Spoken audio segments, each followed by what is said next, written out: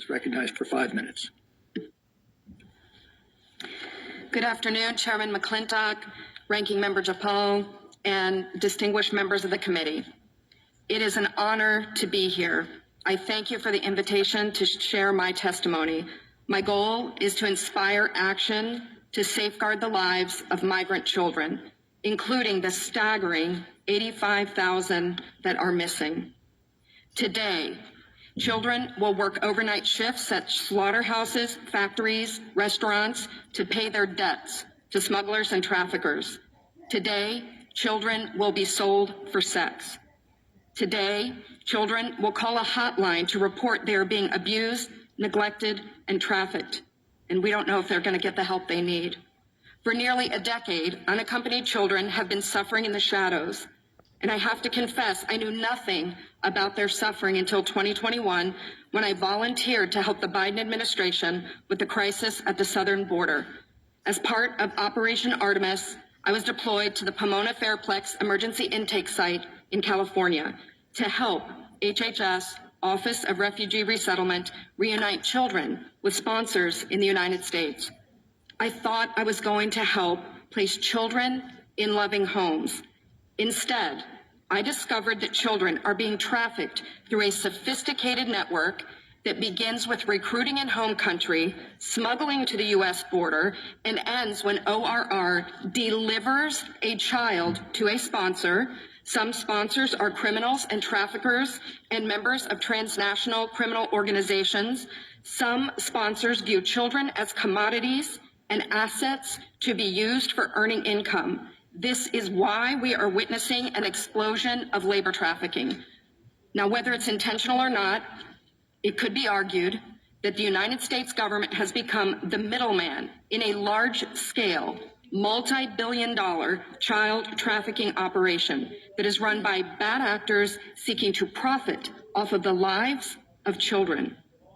As for me, my interest is the safety of the children. I do not view this as a political issue.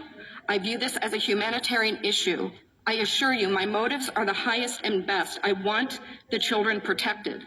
So I want to tell you some of what I witnessed personally at the Pomona Fairplex. I saw vulnerable indigenous children from Guatemala who speak Mayan dialects and cannot speak Spanish. That means they cannot ask for help in English. They cannot ask for help in Spanish. They become captives of their sponsors. I have sat with case managers as they've cried to tell me the horror of what has happened to children as they make the journey to this country. I saw apartment buildings where 20, 30, and 40 unaccompanied minors have been released. I saw sponsors trying to simultaneously sponsor children from multiple ORR sites at one time. I saw sponsors using multiple addresses to obtain sponsorships of children. And I saw numerous cases of children in debt bondage, and the child knew they had to stay with the sponsor until the debt was paid. Realizing that we were not offering the children the American dream, but instead putting them in modern-day slavery with wicked overlords, was a terrible revelation. A terrible revelation. These children are a captive victim population with no access to law enforcement or knowledge of their rights. They are extorted, abused, neglected.